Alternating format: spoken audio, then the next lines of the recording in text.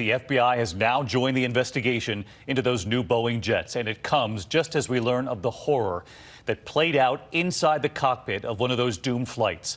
For the first time, we are learning those chilling details, what happened during the first crash, the pilots scrambling to flip through the emergency checklist, the manual for that new jet, to try to figure out what was going on. ABC's David Curley with what happened in the cockpit.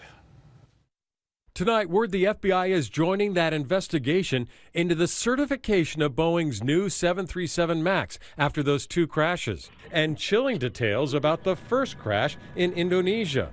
There was trouble the day before on a flight, the jet moving dramatically up and down after takeoff. The pilots confused, but a third pilot sitting in the jump seat, according to Bloomberg, apparently saved the flight. There's this chaotic situation in the cockpit. The pilots are trying to figure out how to solve it and are not making progress. The third guy sitting in the jump seat is the one who spoke up and said, try turning off the trim system. Boeing says its manual calls for the automation to be disengaged. The simple procedure, if you have a problem with the autopilot, is to shut it off?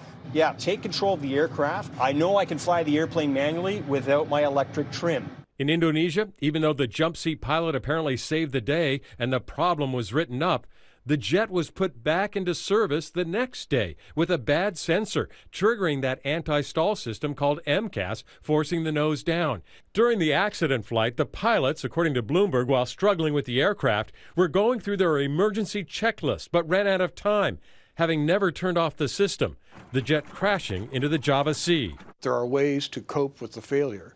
And what we've seen in Lion Air and potentially with Ethiopia is pilots weren't trained to cope with the problem. So let's get back to David Curley with us again tonight on this. You've been on this from the beginning. And David, a new layer to this tonight. The Pentagon's Inspector General is now investigating Acting Defense Secretary Patrick Shanahan and his ties to Boeing. And whether or not Boeing got any preferential treatment, David, in contracts at the Pentagon. Now, as far as these crashes, Boeing says it will cooperate with the investigations, all investigations, including Senate hearings, which are set for next week. David? David Curley tonight. David, thank you.